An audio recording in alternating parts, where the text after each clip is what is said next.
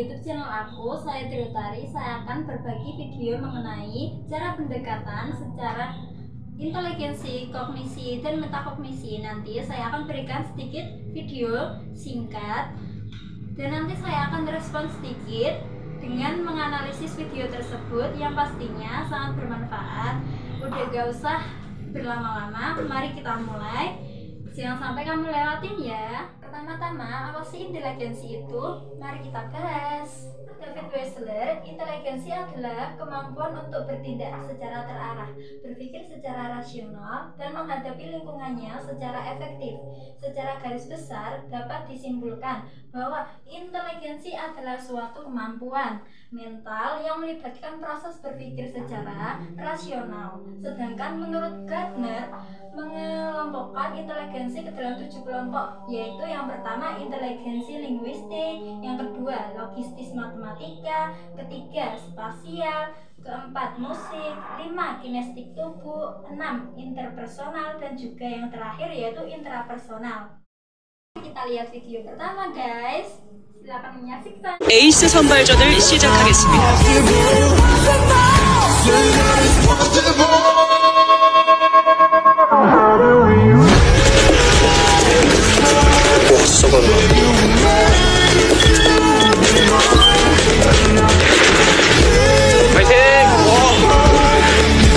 첫 번째 정답자는 서울대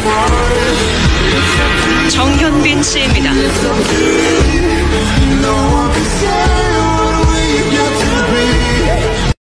Menarik sekali video pertama ini. Dapat kita lihat bahwa ada sebuah teka-teki atau soal yang harus dipecahkan oleh masing-masing peserta agar dapat keluar dari ruangan tersebut. Maka harus bisa menjawab soal tersebut secara cepat dan benar. Nah, coba kalian berlogika dulu saja. Saya saja yang melihat cuma hafal angka terakhirnya saja. Dalam waktu segitu bisa nggak kalian jika dikasih waktu 14 menit untuk menjawab soal matematika tersebut secara cepat dan benar? Kecerdasan logis matematis sendiri termasuk ke dalam 9 kecerdasan majmuk, di mana seseorang dinilai memiliki kecerdasan logis matematis apabila mampu dan tertarik untuk mengolah angka, baik dalam membaca data maupun melakukan perhitungan. Kecerdasan logis matematis berkaitan dengan kemampuan berpikir sistematis, menggunakan angka, melakukan perhitungan, menentukan hubungan sebab akibat, dan membuat klasifikasi. Video kedua ya. Rumah terbuka, masuk ke orang banyak.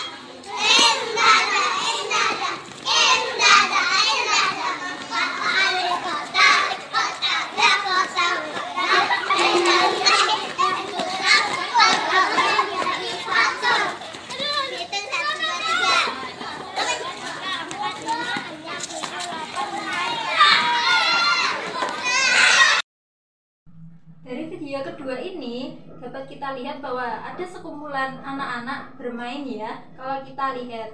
Tapi di lain arti dengan melatih anak-anak dengan cara memberikan permainan agar anak dapat melatih bagaimana bekerja sendiri atau bekerja sama dengan orang lain.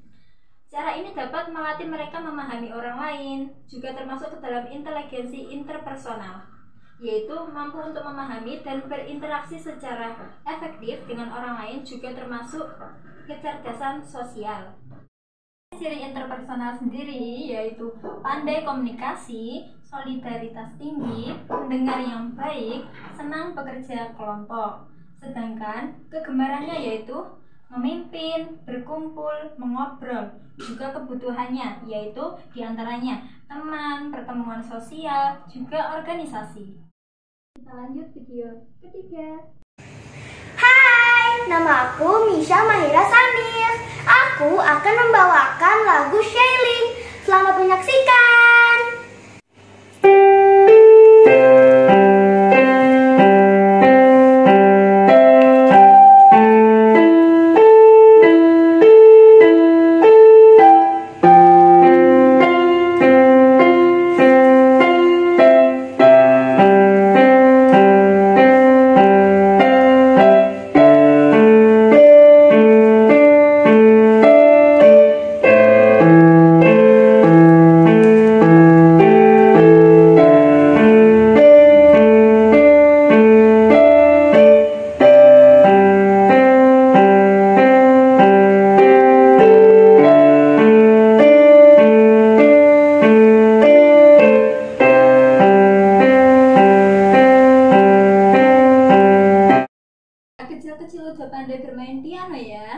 lihat, dia main piano seperti sangat fokus sekali, apalagi dengan nada-nadanya yang ringan didengar dan bagaimana cara mengingat atau penghafalannya yang sangat luar biasa.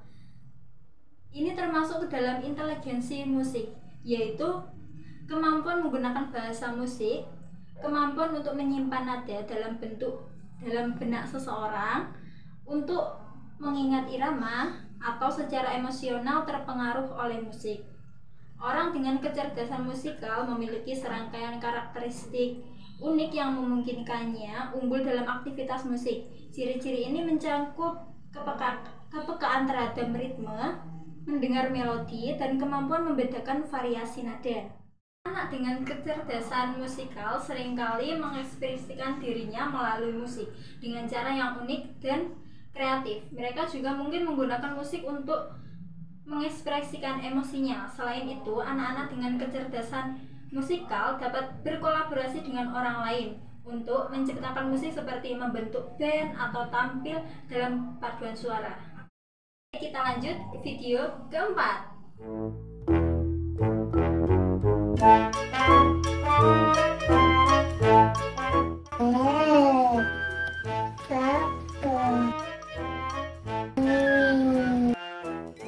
Ring ring ring ring ring.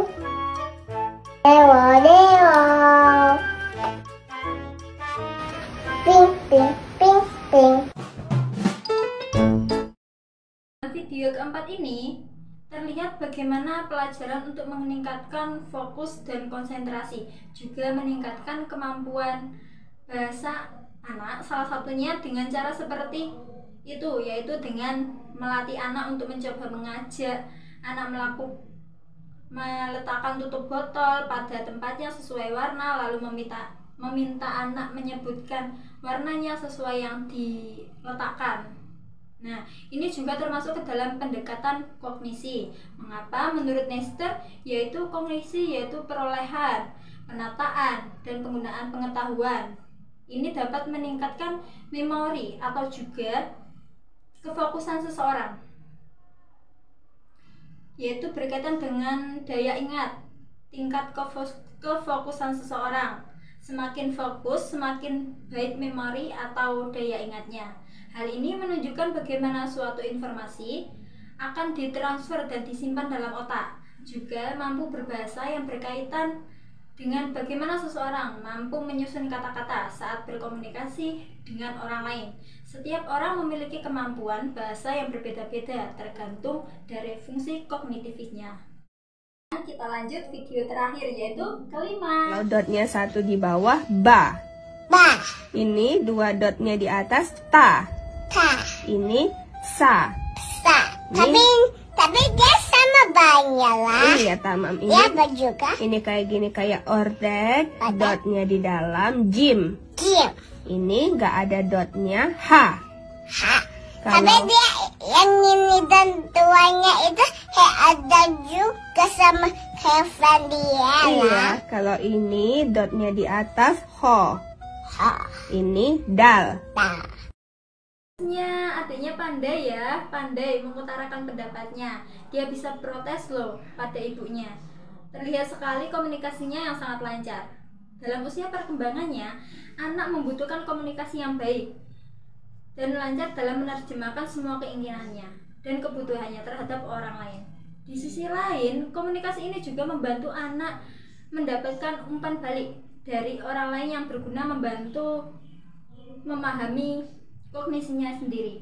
Pada titik ini, menurut Chernokova, anak bisa mendapatkan bantuan dari orang lain untuk meningkatkan metakognisinya, bahkan sedari dini.